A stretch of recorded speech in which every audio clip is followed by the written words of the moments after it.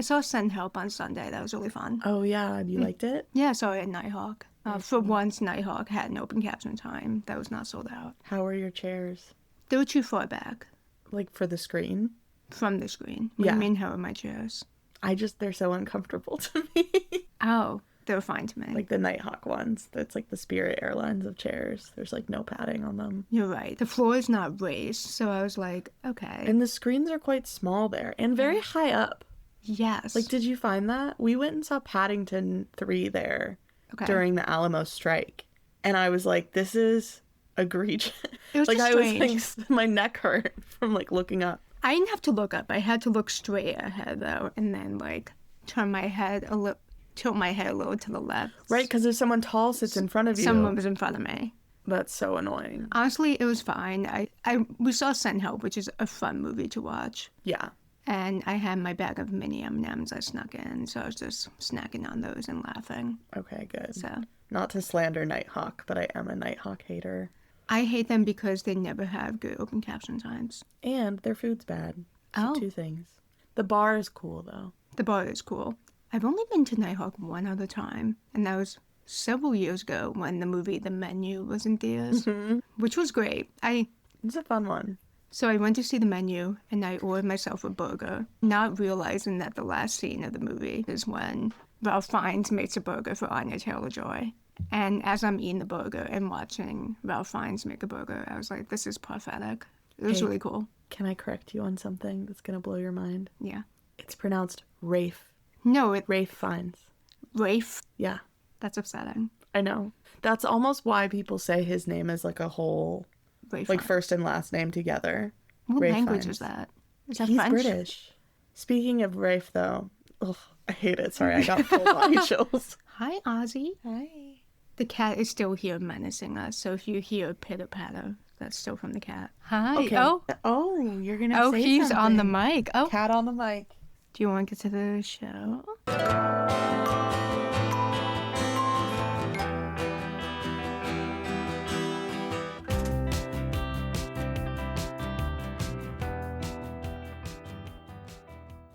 This is Write a Lonely Soldier, which aired February 28th, 2012. I looked up this painting and I'm so glad I did because it was beautiful. It's very cool. Not a lot of these paintings am I like, oh, I like that. But this one is really stunning. It's from the 70s. It's a lithograph. Is that how you say it? Oh, I didn't know that. Okay. Yeah, it's by June Wayne. It was created in 1976.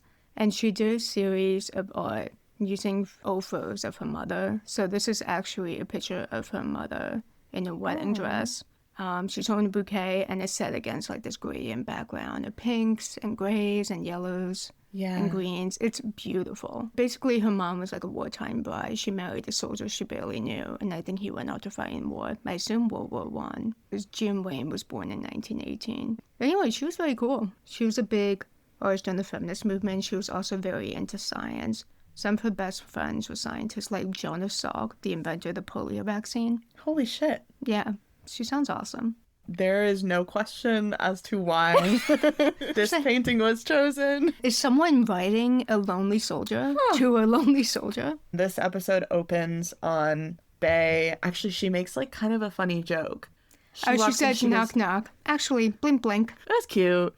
But nobody's laughing because she walks in and Regina and Daphne are in front of the TV With closed captions. and they are watching a report that a helicopter has gone down in Afghanistan, and it specifically was Ty's unit. Yeah, it was Ty's company, and it seems like there were multiple casualties from this Yeah. helicopter crash. But they don't know if Ty was killed. They haven't released any names. Yeah. So, So scary. that's really scary. Then we're at Carlton now. And Daphne kind of just shares what she learned to Emmett. And she's like, haven't you heard from Bay? He goes, no, we're kind of in a fight right now. Also, I want to point out that Emmett's like, oh my god, Daphne, where were you? I thought you were maybe skipping. Hypocrite much? Why are you suddenly worried? Like, this whole episode, all of a sudden, he's like flipped back to being good. I guess because he's... Presumably, has he been forced to move back in with Melody? It's unclear. He doesn't say. I wrote this down later when he mentions doing biology again. Because he's all of a sudden studying. He's going to class. He's, yeah, spoiler alert, he drops speech therapy. Yeah. So he's Honestly like good. back. Yeah, honestly, yeah, really good. They don't mention if he moves back in with Melly, if Melly's really on top of him now. Yeah. None of that has been mentioned, even though that was the whole episode last episode. Yeah, I guess I can only assume that maybe his parents being in this custody battle was a wake-up call for him to Maybe. start acting right so that he doesn't have to move back in with his mom. Or he has, and that's why he's shaped up. But I think But then don't tell us. they don't tell us. They Yeah. have enough screen. And so, yeah, he's worried about Daphne instead of himself. And she's like, well, I was watching the news. Also, she says, I was watching the news. He says, what? Did they hack Blake Lively's phone again? Wait, I need to Google what happened, actually. Do you remember? No, did they release nudes or something? I think so. That was such a This thing would have in been, the what, like 2012s. 2012? Yeah. They loved hacking people's iClouds. Yeah, in 2012, Blake Lively was one of more than 50 female celebrities whose private photos were accessed and leaked online by a hacker. Emmett, don't look at that stuff. Like, that's not a funny joke. But he is also a stupid teenage boy, and he'll Yeah. continue to be a stupid teenage boy again this whole episode. So true. He's like, what? I don't even care what's on the news. And then Daphne's like, well, you probably should, because Bay is really going through it because of Ty. And his face when Daphne's like, because of Ty, like, it was Ty's company, and he realizes this is about Ty. I understand that he's a stupid teenage boy and he's like jealous, but the fact that, I don't know, his reaction is like, oh, we're talking about him again? Like, this guy again? And it's like, he could be dead. He could be dead. And, like, for your sake, you better hope he's not dead. Because I feel if he's dead, then Bay forever is going to, like, hold him up as compare What them. could have happened. Exactly. Compare the two. And Emmett would fall short because he's been a shitty boyfriend as of late. For So, sure. anyway, moving on. We're with Craig Tebby again. He's with John and Catherine at the Kennish house. And he says, something's fishy. I guess Butsia did put this cash in a bank account. Dude, I told you. For the future, when someone pays you when you are fired illegally from your job for participating in a lawsuit and those whistleblower laws aren't protecting you, do not put the cash In a bank in a account. bank account. Put it under a mattress or something. Or a like- very good hiding place that's not traceable. Or like a very good friend who you can trust to hold it or something. Something. Someone they're not going to look into. Yeah. But Craig Tebby's like, the investigator we have tracking Butsia says she has a sudden influx of cash. This is not good. I think Angelo gave her the money. And then Catherine immediately confesses and she's like, no, I did that. That was me, actually. Craig Tubby's like, shit, okay, well, Buttia can't testify as a result, but I love you and you're beautiful. So I will try to ask the investigator to bury the report. Next, we are at Carlton and Daphne is playing basketball. Remember, guys, she's back at Carlton playing. This is clearly a double. Did you notice that? No. This is a double. They said playing Katie basketball. Leclerc can't play basketball, guys. And we meet a boy who's like the tower boy. Travis! Travis is here. And he will be with us for the rest of the show. For the rest of the show. I didn't remember that he was introduced so early. Yeah. I thought he was like a season 2 addition for some reason. I No. love Travis, guys. I'm so happy. Played by Ryan Lane. Welcome to the show. Hi, Ryan. He is a fellow student at Carleton, and I guess he's working there collecting towels and doing laundry or something. Daphne throws the towel in, or attempts to, and it falls on the ground. Girl, if you can't make your towel shots, how are you going to make your real shot? Well, she says that. She was like, I guess I gotta work on my free throws. But he is being quite mean off the bat. Yeah, one thing I love about Travis is he's going to be mean. He is going to be He mean has and a blunt. chip on his shoulder, and he deserves to. He does. But yeah, he loves to lash out. He immediately accuses Daphne of being like this rich princess now, who decided to come back to Carleton on a whim, and because of that, she is benching another Carleton player who probably deserves to play because they were there the whole season. Yeah, I mean, he's like, they win 5 games, so they're good enough for you now, and you're making one of them sit on the bench, and it's like, is that But that's how not her basketball choice. works? But like, don't they sub people in and out all the time anyway? They Isn't it do, good but to if have- Daphne is really good, I guess. then maybe it's up to John and Melody, honestly. Right. Oh, and they're obviously gonna And they're play obviously her. going to play Daphne more. Yeah. But we saw them a few episodes ago, and the team like sucked and didn't care that they sucked. So I don't know how much they care. Right. Maybe they all of a sudden care now that they've been winning. I don't know. I think I personally cared more when I had a chance of winning or when I was winning, because winning honestly is fun. It's interesting to meet Travis at this point also, because besides from Daphne and Emma, he is the complete opposite of Daphne, who has such a sunny disposition. So Yeah. it's kind of jarring.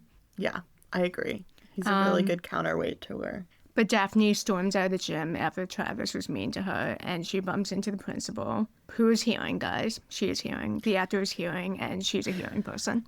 And can I say, Do we learn nothing from Dead President now? well, what I was going to say is, doesn't that feel realistic? It does, Unfortunately. So, Yeah, there are deaf schools in New York City that have hearing principals. that is just so confusing to me. Like, why? I don't know. Anyways, Daphne's like, this guy Travis was kind of mean to me, and the principal is like, don't worry, I'll talk to him. Not only is she hearing, but Daphne starts Sim-comming. sim-comming with her. At school? She has to do this at school? A school for the deaf. Principal Rose, step aside. Now, Bay is dress painting in her art studio. She's angrily painting and throwing her brush on the palette. She has a lot to worry about. I'd be worry sick. But Emma, thank God, comes in to check on her. And he's being somewhat nice. If he is being jealous, he's holding it back quite well. Yeah, you're right. When he appears, he looks really cute in the driveway. And I was like, I don't know. It's cute. He's Like, comforting her. He looks handsome. He looks nice. He looks like he's going to play nice boyfriend. Exactly. Bay's like, well, what if something bad happens? And Emmett's like, we don't want to go there yet. We just need to wait. It's going to be okay. I'm here for you. And then Bay is like, well, he's never taken this long to respond to my emails. Well, before that, she was like, I just still don't get why he enlisted. Like, Emmett, would you enlist? And Emmett's like, no, because I'm deaf. And deaf people can't serve. I liked that moment. It's a nice reminder It's a nice reminder, yeah. to Bay and also the viewers, like, the small things. Yeah. But Emmett doesn't say if he had the ability to, would he serve? He's just, I guess it doesn't even cross his mind because he's like, I can't. It's really giving ABC Family that his answer, though, when she's like, I still don't understand why he would enlist, is to say, to serve his country. Like, I know, because Emma said he's serving his country. He's doing an honorable thing. like actually Ty enlisted because he didn't have any better options because he was, which he explained to Bay. yeah, where he felt like he was stuck and that was his only option. So for Emmett to be like, it's an honor for him to serve. I don't know. Weird coming from him. Very John Cannish of him. Yeah, very John Kennish. And then He he's hasn't like, responded to my emails. when is he gonna write me back? And Emmett's like, emails. And then all of a sudden the green monster comes out. She says, yeah, he has access to computers over there. Do you think she should have told Emma that she was emailing him? I feel like you're gonna get mad at me. I don't want to be the person that's like pro cheating on this podcast, and I'm not. But I am so like, that's her business. I agree. think. Okay. I don't think that she needs to disclose it to Emma. It's not cheating, though. No. It's definitely not cheating. But like later on, we'll get to it. But like when he's like, let me see the emails, I'm like, that is so sinister and foul of him to be like, well, let me see them then. I think that is like such a violation. And that explains why she didn't show them in the first place, or tell him in the first place. I think Bay is completely in the right. She's allowed to have male friends. Yeah, obviously it's weird because they were kind of together, but like I just think a pre-existing relationship that like was romantic, yes, but then was also a friendship for her. And it started out as a friendship. And it started out as a friendship, and it also like is so intertwined with her learning about herself and stuff. Like Emmett has no right to ask her to set that aside for him.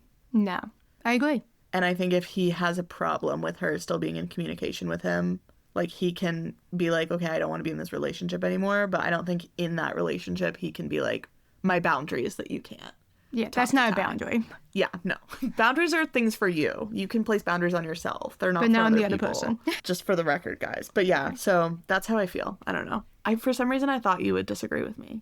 No, I think only because when she shares the content of the emails, I was like, oh, they're fine. And then Daphne makes a good point in the next scene where she was like, Bay's like his only lifeline to home. And it must suck and be miserable to be there. Totally. Which is so weird because then Daphne's like, yeah, I emailed him like once or twice. And it's like, Daphne, girl, really? I don't She know. just Let's loves- go to the next Okay. scene. We're Carlton again, and Yeah. then Emmett goes up to Daphne. They're chatting, and he's like, Bay's been emailing Ty. Have you been emailing Ty? And then she says, only like 2 or 3 times. Yeah. Again, I don't know how good friends they are, but Whatever. and then he goes, Daphne, can I be mad about Bay emailing Ty? And she goes, no, not really. She says, not right now, especially. He's in a war zone and emailing Bay is a lifetime to home. And Bay loves you. Yeah, but I felt for Daphne in this scene because, like, I know she's dating Wilkie now, but only a few episodes ago, she was still struggling with her feelings for Emmett. Right. And to force her to, like, be the go-between between these two people and be like, Bay is obsessed with you. Like, Emmett knows. I know. That he's I think doing he that. just He needs... just, like, doesn't care. And then he says, I'm glad that he's, like, self-aware enough to be like, then this is really the only acknowledgement we get of this whole episode. He says, with everything going on at home, I think I've been putting too much pressure on the relationship. Yeah. And he has. But I'm glad that he realizes that, I know. at least. Acceptance is the first Except step. he'll be an asshole later on. Yeah, except he's not going to internalize that and change it all. Not at all. Then Emmett leaves, and Travis comes up, and he goes, thanks a lot, Daphne. Because of you, I just got fired. Tough. It's not her fault, but it is like, what did you think was going to happen? I don't know if you would... But the principal doesn't even know what he said. Yeah, that's true. Daphne just said he was just being not giving nice. me a hard time. And the principal said that's not the first complaint we've heard about him. So maybe this was like 3 strikes, you're out. Yeah. I don't know. But she doesn't know the context of the conversation that happened. I think this principal should have gotten more details. Yeah. And maybe said a mediation if they really had an issue. Yeah. Restorative justice, but no. Maybe said, let's move you to another job in the school if you're going to bother the athletes. Yeah. You know? I don't know. Yeah. But also... Because he's also a student there. It's not like he's just a worker. No. He's a student there. So, like, he's allowed to have interpersonal conflicts with other students there without losing his job. You know? Right. Like, I just think it was way too punitive to fire him. Again, we don't know any of the context, but this is only happening because of what's going to happen later on this episode with Daphne helping him get a job. Principal Rose, you're on notice. You are. Also, extremely distracting scene because the camera kept focusing on Travis's hands signing and not his full body. I didn't notice that. Yeah. It's like what they did last episode. They focused on just Melody's hands. No, that's weird. It's too distracting. Next scene, exterior driveway. Simone the sociopath is back. And she has this awkward exchange with Daphne. Like, hey, how's basketball? And Daphne's like, good. Gotta go. She goes, I gotta go do some stuff. I get it. That's so, like, poor Daphne. This is a poor Daphne and a poor Bay. Yeah, they both are really going through it. But, like, poor Daphne that I do feel at the Kenish house, she has had to, every time she steps out her front door, face, like, a lifelong frenemy. Like, Simone, Angelo, when she was feeling stuff for Emmett and he kept showing up, but it wasn't for her. Every time she exits that guest house, she goes through something. Poor thing. Anyway, Simone is there to see Toby, and she is so good at making herself seem like a victim because she literally, like, sees Daphne. You can watch her decide to, like, how to play it. And then to Toby, she's like, have they been talking mad shit about me or what? And he's like, what are you talking about? She's like, Bay and Daphne are both, like, so mad at me, and, like, I don't even know why. And Toby's like, I have no idea what you're talking about. I have no idea. Which, Toby, tap in, maybe. Let's maybe tap in. Yeah, even Wilkie tried to warn you, like, an episode or 2 ago. Yeah. That Simone is not being nice to Daphne. Maybe ask Daphne. Yeah. What's up? Maybe engage a little. And then she's like, by the way, I remember how you told me not to manage you? Well, I booked you a gig. And he goes, oh, thanks. But then he's like, well, Wilkie got us a gig playing this, like, kegger party. On that same night. And she's like, just ditch it. Like, she has no... She said, I don't give a fuck, actually. Ditch it. When she was like, I'm Guitar Face's biggest fan, that was a lie. She just meant she wanted She's Toby's biggest fan. Yeah. Yeah. Bay and Daphne approach John in the office. This is cute. This is so cute. They both come in at the same time and say, hey, Dad.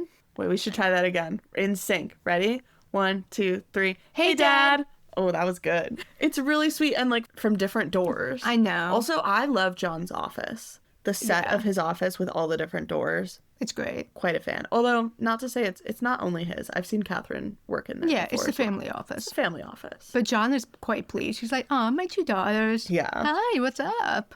Bay goes first, and she says, you know an army general. can you call him to see if you can get like a list of casualties from that helicopter crash? And John's like, already did it. I got emotional. That was so sweet. I He was like, know. of course I called. It's the first thing I did. Yeah. It's so nice. They said, thank you. And then Daphne goes, hey, Dad, I see your car wash is hiring. I Got somebody fired. got somebody fired, and I think you should hire this guy. He goes to school with me. His name is Travis. And John goes, is he like you or more like Emmett? Come on. She says, do you mean how deaf is he? And John immediately is like, it's fine. I don't care. Well, he goes, yes. And then Daphne makes a face, and then I think he realizes he made a faux pas, and he's like, never mind, bring Travis over. Thank God for that. Yeah.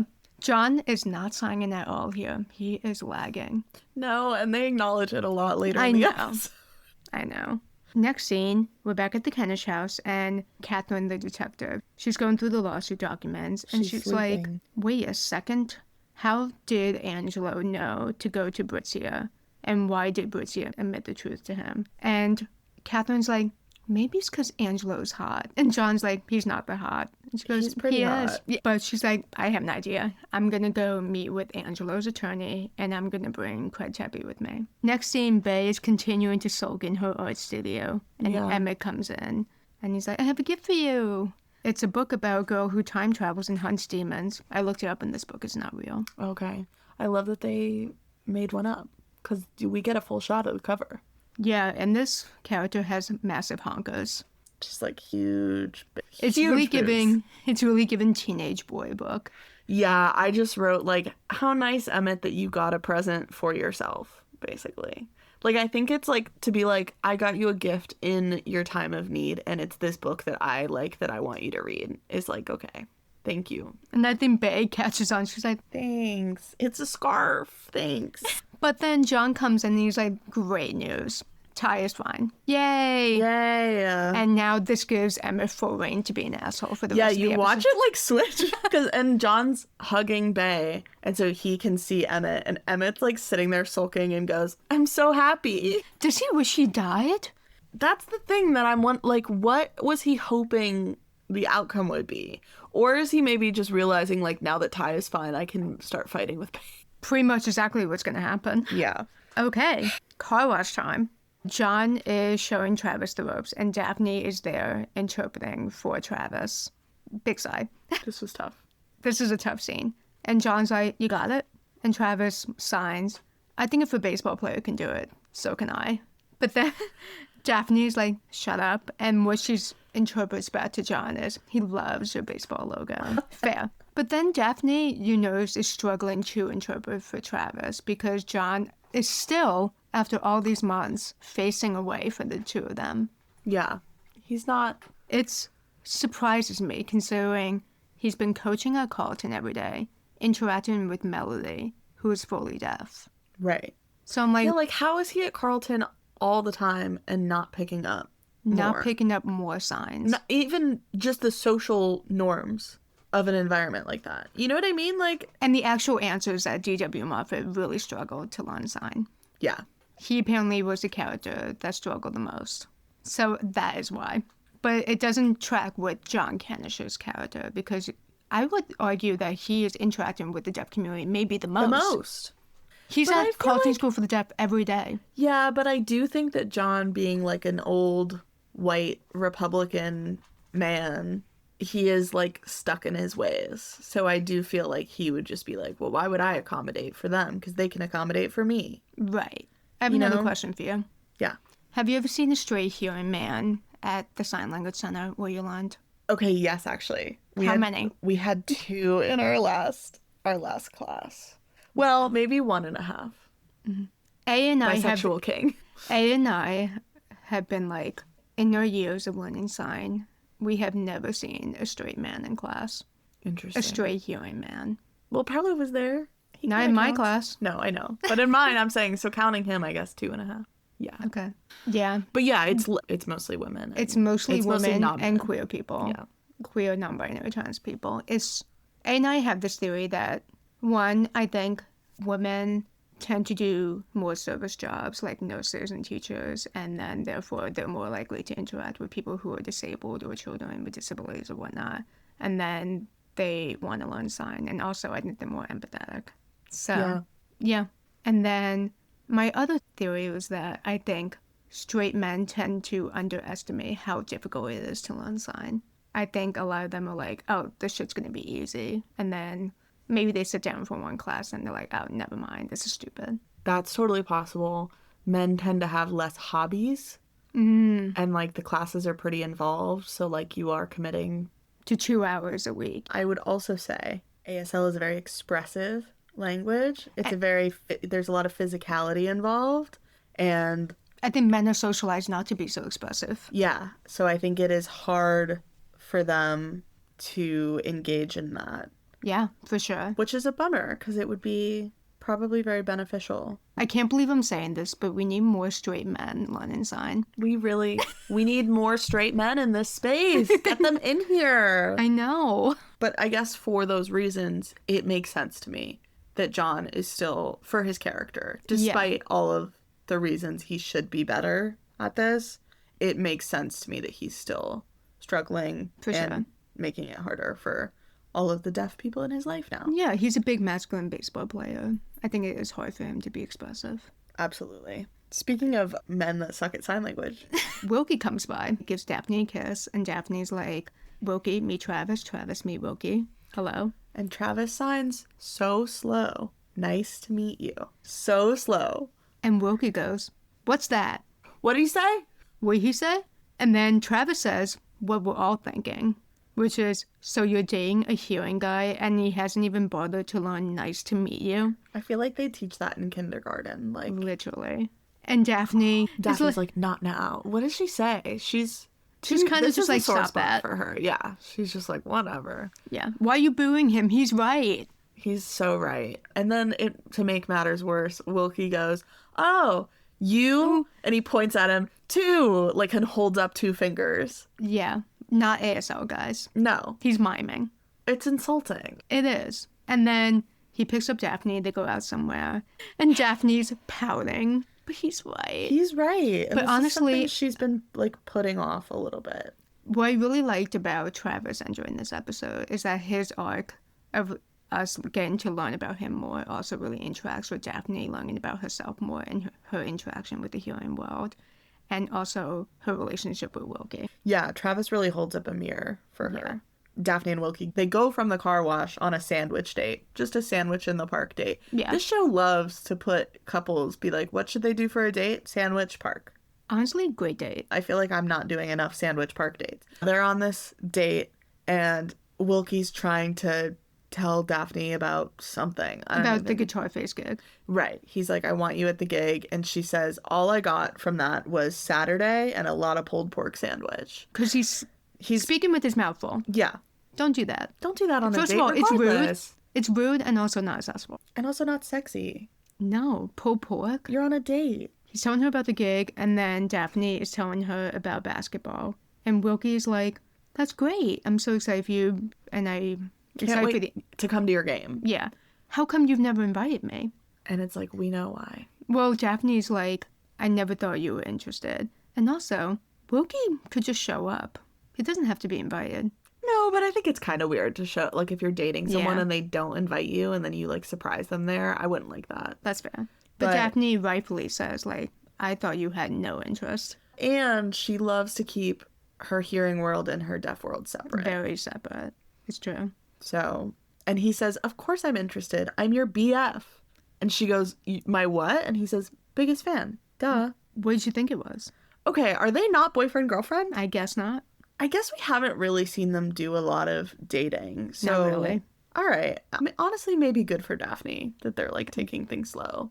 Thank God. But I was surprised just with the way this show usually moves. Yeah. That they like hadn't had the what are we talk yet. But Daphne gets a text and something is up and she has to leave. Craig Tebby and Catherine go to meet with Angelo's attorney. Yeah. Seems like a very low budget lawyer office. Yeah. It's a little tough. And the secretary is openly crushing on Craig and also thinks that they're there to get a prenup. Yes. And is like, you guys must be so excited. And Catherine's like, what? And then it becomes clear she thinks that they're like a young couple, Yeah. which Catherine is like, who, me? Me? Oh my god. And Craig Hebby goes, well, I've always had a thing for redheads ever since Mary Jane Watson. And Catherine goes, who's that from? She said, like, is that your ex-girlfriend? How does she not know who Spider-Man's girlfriend is? I feel like Mary Jane Watson is, like, such a famous name in pop culture. Am I crazy? I didn't. Okay. I knew her name was Mary Jane, but I didn't know the last name. Okay. Forgive me. That's okay. That's good to know. I thought that, because I don't really care about superheroes, but I was like, everyone knows that. But I guess not. Sure. But I do love Spider-Man, so maybe that's why. Spider-Man's great. Tobey Maguire Spider-Man, top notch. Best Spider-Man. Even though Andrew Garfield's hotter, that's not the point. Spider-Man's actually not supposed to be that hot. And is Kirsten Dunst Mary Jane Watson? Yeah. So good. I know, it's really good. So the lawyer was just like, I don't know how he did it either. He, like, had a source that told him. At the library, Simone approaches Toby. Everyone's always yapping in the library. Toby's basically like, hey, Simone, not gonna do the gig. And she's like, totally fine. I don't even care at all. Whatever. Yeah. And then they fully make out in this library. It's crazy. You know what? Teens being teens. Yeah. Okay. Okay, and then Daphne goes back to... She gets a text from the date. She's like, gotta go. Sorry, Loki finished the sandwich. Back to the car wash. Travis is signing to John in his office, who is clueless, has no idea what's going on. Guys, get a piece of paper and write back and forth. Also, he should know a little. It's frustrating. But Daphne arrives and she's like, what's up? And John is like, thank God you're here. Please tell Travis he is fired. Some customer came in and saw Travis. Not some customer, the guy that owns the rental car company. A big customer. A big customer. A big customer came in, saw Travis, and basically was like, I want someone who speaks English. And Travis flipped the guy off. He's right. Travis does what I wish I had the balls to do. Yeah, Travis is really, like, principled in that he will call anyone out, damn the consequences. I think it's beautiful. Which I really respect, but I'm also like, wow, I would never be able to personally do that. would never, and I could not, because, again, that gets you fired. And then Travis signs to Daphne, if he fires me, I will sue him for discrimination. See you tomorrow. And then says, yeah, and my shift is over. And it's so funny because they're, like, standing at odds, Daphne in between him. She goes, and John's like, what is he saying? Daphne goes, he says, if you fire me, I'll sue you for discrimination. Silence. And also he says, my shift is over now. And then Travis just, like, tips out. And then Daphne runs after Travis. This is a great conversation. Yeah. And she's like, so what is your problem? You just can't threaten to sue people. Is that your idea of debt pride? And she makes this weird analogy, like, are you going to sell pencils Are you going to sell pencils at the airport and then sue them if they don't buy it? You should get a job selling pencils at the airport and then sue people when they don't buy them. I did not get it. Was this like a 2012 thing that we're, like, forgetting? I have no why idea. would... It felt so random, but okay. I was so confused. Whatever, Daphne. But then Travis says, well, this is better than your idea of debt pride. I want to turn my deafness on and off when it's convenient. But then at the same time, a car is coming into the car wash, and Daphne pulls Travis away from the car because he can't hear it. Great touch. Also, that car is going way too fast. It's the driver's fault. Agreed. And Travis says, well, I was just trying to help John and do my job. But then when the customer realized I was deaf, he just kept saying, never mind, never mind. And Daphne's like, yeah, I hate when hearing people do that, but that doesn't mean you can flip them off. And it's a car wash. Customers are assholes. And then Travis is like, okay, then She's right there. She's like, customers are assholes. Like any service job you're going to work. It's not a good thing. It shouldn't be that way. And it sucks that you may get more of the brunt of it because you're deaf, but I am so sorry. Yeah. But yeah, Travis takes off his shirt and says, I quit, and storms out. And it's tough. I don't know if you should be flipping off customers. I think it's bad for business, unfortunately. Did the guy deserve it? Yes. That's my take. Craig and Catherine are in the car, and they're having their own kind of sandwich date in a way. He admits to her that she is his only client. So there's a lot riding on this for his job, on the two of them. And she's like, okay, shit, this is really important. I need to find Angelo. Next scene, we're Bay and Emmett in the bedroom.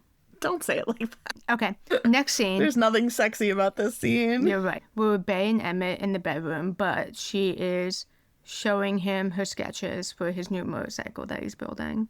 Emmett now has a free pass to be an asshole again now that he knows Ty is okay. So he goes, I don't like these. I don't like this art. No. Yeah, he's being so weird. So mean. And these illustrations are actually better this time. Yeah, they are. Yeah. I like They the really put effort into them. I really like the blue ghost flame. Yeah. I was like, that's cool. It's cool. She's trying to be supportive. And he's like, yeah, just being kind of a dick. And then she's like, okay, what's wrong? Yeah, she always has to ask him. He needs to be more forthcoming. And he's like, are we just going to pretend like you haven't been emailing with your ex-boyfriend this whole time? That's really a watered down take on what's happening. It really is. It wasn't a secret. And It he's wasn't? Like, Yeah, I guess it and he's wasn't. like, and then he's like, well, did you tell Ty about me? And she was like, I may have. Yeah, this is tough the way I think she clearly hasn't. And she's sort of like hiding that by being like, I don't know. I don't remember if I told him about you. Like, it honestly wasn't important. Like, it didn't come up. And he's like, oh, our relationship isn't important. You should have just said, like, I didn't want to bother. Like, I don't talk about my personal life. I didn't want to bother him Right. with that when he's like fighting in a war. And then Emmett's like, okay, well, if it's like not a big deal, then let me see the emails. And she's Faye like, goes, what the fuck? And Bay's like, I would never ask to see your emails. And Emma goes, yeah, because those are private.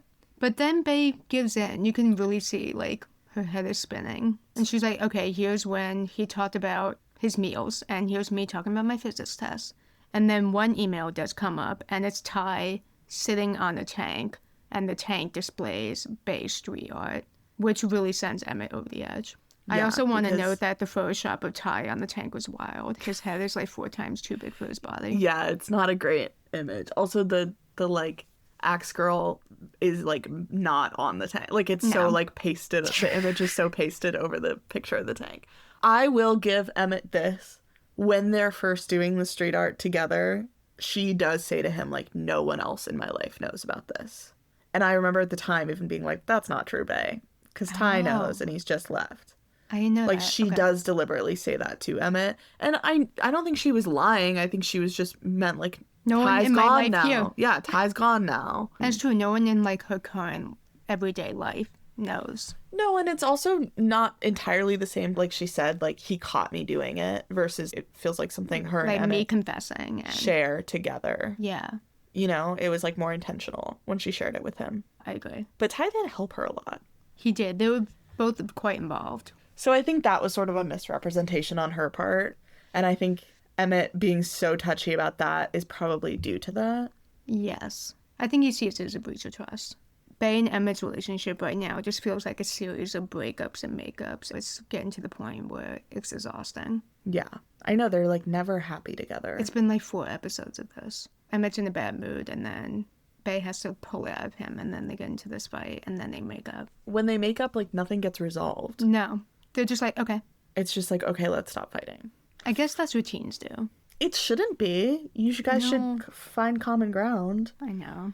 So then we're at Carlton, and Emmett is studying with Daphne now. Yes, and Daphne is ranting to Emmett about Travis and his behavior at the car wash and whatnot. Yes, and Emmett keeps being like, "Ugh, can we please just study?" It's like, He does not care. He said Travis moved here 4 months ago, and Yes. he's already alienated everyone here, so just let it go. yeah. And then Daphne goes, but I just want to help him. He clearly is having a hard time. And Emmett says, there are just some people that you can't help. I have biology. Bye. And then Daphne's Daphne like, wait, you dropped biology to take speech therapy. And he goes, no, I'm done with that. did he drop speech therapy because he's mad at Bay? Genuinely, I think yes. Right? I feel like yes. He should have anyway. He should have been like, this isn't me. Biology's so important, guys. I don't care about that as much as I just, he should drop the thing that's driving him to drink. And also, he needs to get his grades back up, and I don't think that speech therapy has grades. You know? Think Okay. of his GPA. Catherine comes to Regina. Regina's planted? I don't know what Regina's up to this whole episode. We see her at the start and then in this scene, and then I think that's it. Yeah, Constance Marie was booked and busy with something else this Yeah. week, I guess. And Catherine's just like, do you know where Angelo is? Because I like really need to find his secret source. And she admits that she had a missed call from him that we saw in the montage a couple episodes back. Yes. But that when she called the number back, it had been disconnected. Do you think this is true? No. Yeah, me either. Because when Catherine walks away, the camera lingers on Regina for like just a second too long. Yeah. I don't believe Regina. I don't believe her. And then Toby's at the school gym. Just the scene was so weird. Like, Toby's so not like a workout on the machine at the gym type of boy. I know. The whole point is that Wilkie comes in and he's like, by the way, someone knocked on this party that we were supposed to perform at. So our gig on Saturday is a no-go. So you can do whatever you were planning on doing. That's it. Daphne goes to visit Travis. Yeah, a lot of thoughts on this part. Daphne knocks on the door to Travis's house, and his mom opens the door, and Daphne signs, only signs, knows him coming. And she goes, "Hi, I'm Daphne." Kind of out of character for her. Yeah, I guess she assumed Travis's parents were either deaf or knew sign. Maybe because her only interaction with other deaf people is Emmett, who has deaf parents. So she signs, "Hi, I'm Daphne. I'm here to see Travis." I go to Carlton too. And the mom's clueless. But I think because she sees Daphne signing, she goes, "Oh, you must be one of the other deaf kids that goes to Carlton with my son." And she says it so loud, guys. Yells it. She is yelling at Daphne. And then Daphne voices, and she's like, "Oh, okay, you're hearing?" "Yeah, I go to Carlton." And the mom goes, "Oh, you talk, thank God." Oh! "Come on in." Travis is just in his room playing video games, and she lets Daphne in. And Daphne sees Travis, and she goes, "Hey, I came here to yell at you, but I don't think I'm gonna do that anymore. I see that your mom doesn't sign. What's up with that?" And Travis goes, "My parents could not be bothered. Yeah. And my little brother only wants to know the signs for bad words."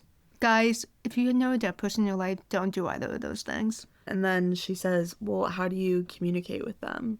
And there's just like a silence. And then he says, "I have a lot of great conversations with myself, though." Which is the time for me to share the statistic that 95% of deaf children are born to hearing parents, but only 8 to 10% of parents will learn ASL for their deaf child. Like, this is quite the reality for so many deaf people. I remember watching this episode on TV and being outraged and shocked because I didn't know that. Right. And up to this point, the show, like, Travis is such an important character For sure. to include because, yes, it's so great to see, like, Emmett, who has that strong foundation of deaf pride and, like, being so involved in the deaf community. But I would say he might be the minority. Yeah. And then it's obviously good to see Daphne, who, like, navigates between the two worlds, albeit unrealistically good. But yeah, I feel like this is the first character that we're seeing who has, like, what is, like, statistically the most common experience. Yeah, it's just, like, fucking heartbreaking to watch. Did you see that Barb Slater who won gold? She has two Yes. deaf sons, and she signs Mommy One. Yes. That scene particularly reminded me of that because, you know, she is one of those parents. She's the 8 to 10% of hearing parents that learn sign for their deaf children. Yeah.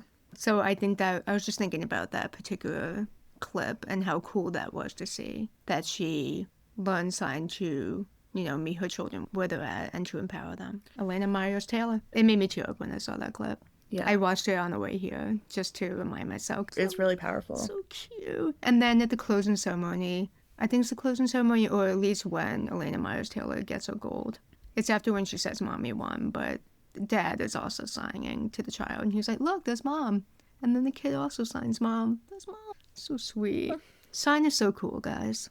But anyways, as Daphne is hearing about this from Travis, I think she's realizing how easy she has it. You know, her family, maybe not John, but they have learned sign, at least to the best of their ability, and they're making the effort. And she says, "My dad may be the worst signer in the world, but he's, like, not a bad guy, and you shouldn't." It's kind of funny because she's like, "You shouldn't have quit." Because, like, give him another chance. And it's like, well, John was trying to fire him anyway. Yeah. She goes, basically "Not all offers him hearing the people." job back. Right. Yeah, she does go, "Not all hearing people." Not all hearing people. My dad is cool. I also wanted to point out, I think she realizes that she can really pass in the hearing world, and Travis can't. Now, we're at Buckner, and Toby is telling Simone, "By the way, the Guitar Phase gig went south. If you still have the Take 5 gig open, I'm happy to do that, but maybe someone else took it already." And Simone is like, This is such a bad lie. "Yep, I actually never called and canceled, so it's all yours." She says, "Thank God you have an absent-minded girlfriend who totally forgot to call and cancel."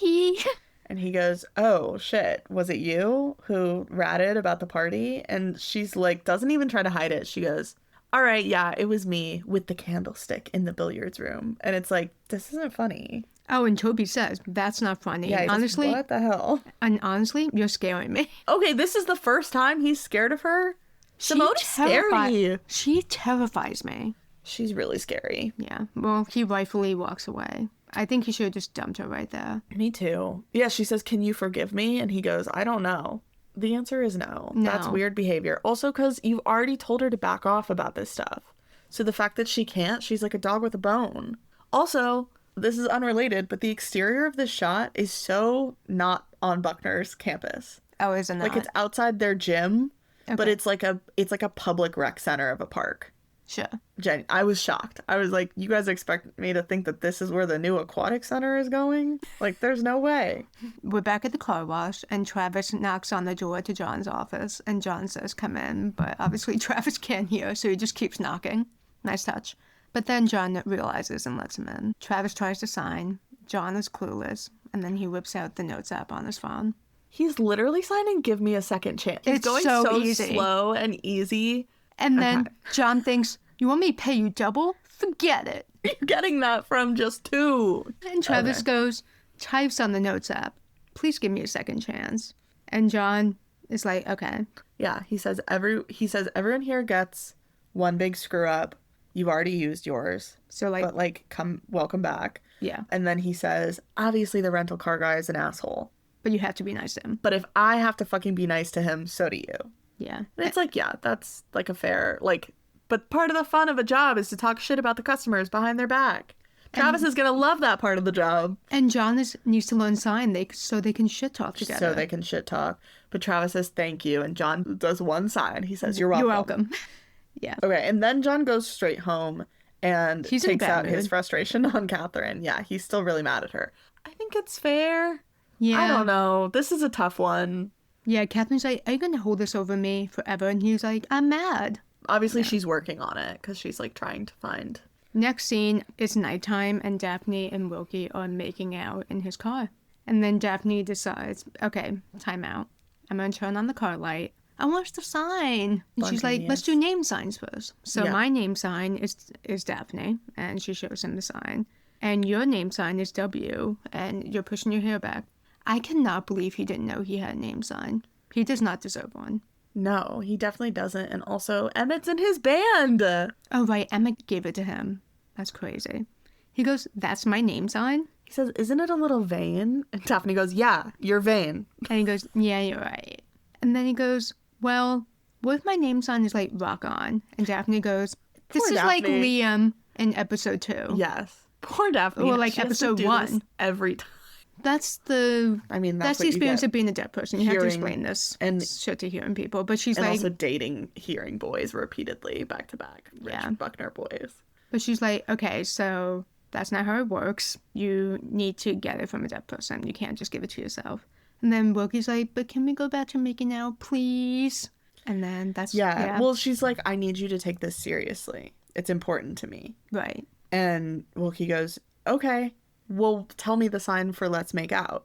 And Daphne's like, come on. And he goes, well, no, it's like in school, like you learn the phrases that you're going to use the most first. She tries to teach it to him, and then he takes that as, I thought you never asked. Yeah. And then he starts kissing her again. And she turns off the light. Oh, poor Daphne. This would have been a great time for her to shove him and then leave the car. Or just be like, I'm not going to make out with you until you fucking learn some stuff at least. He doesn't do a single sign. I think he can't tell how serious she's being because he doesn't know. But she says, this is important to me. I just feel like her and Wilkie can't get on the same wavelength. So he can't, he's just not taking her seriously, and he needs to be. I know. She's driving me crazy. Next scene, Toby approaches Detective Catherine while she's still working. And he basically is coming to ask for advice about Simone. And he goes, if someone did something you didn't agree with and they lied to you, but they were just trying to help, would you still be mad at them? And Catherine, speaking for herself because she just did something that she was trying to help someone with and lied, goes, I think I would give them the benefit of the doubt. Girl, wrong call here. No. Okay. And then as he's walking out, she goes, is Mary Jane Watson hot? And he goes, yeah, she's a smoke show redhead. Don't say that to your redhead mom. It's weird. And then he's like, and also she's like a badass. She's got balls. She's She's ballsy. got balls. She's ballsy. And Catherine's like, oh, That's nice. he was comparing me to her. Wow. That's nice. Bae is, once again, she's really been in her garage this entire episode. I know. She's in her garage. She gets a call. It's Ty. Yeah. Who cannot be here right now because he's doing the lying game. And they're kind of talking. She says, I'm so glad you're okay. And he says, yeah, I'm being really careful over here.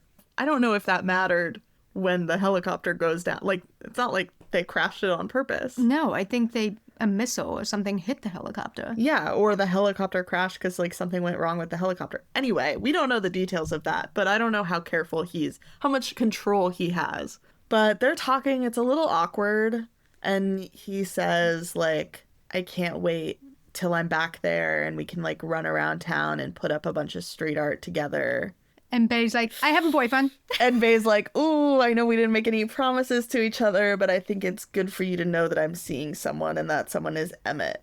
And Ty's like, wow. That's great. That's great. I kind of wonder if Ty is, like, putting together in his head that Bae was just, like, looking for someone from her, like, almost life to date. You know what I mean? Because Yeah. Emmett similarly is, like, someone close to what her life would have been. I don't That's so know. true. I feel like if I was Ty, I would be like, damn, okay. So this was all just because of that. That is possible. And he's like, that's great. Good for you. Anyway, I gotta go. And So then awkward. he hangs up, and then that's the end of the episode. Yeah, Bae's like clutching the phone to her chest, like wistfully looking into the distance. Yeah. And then cut to Which, credits. I get, her boyfriend's being really shitty for like a couple weeks now. I know. And it's easy to romanticize the man who's far off in another country, even if he is probably doing war crimes over there. Yeah. Good episode overall. Yeah. Lots to chew on. I am so happy Travis is here. Me too. And that we got to see this arc all in one episode from like this asshole kid to someone we kind of pity.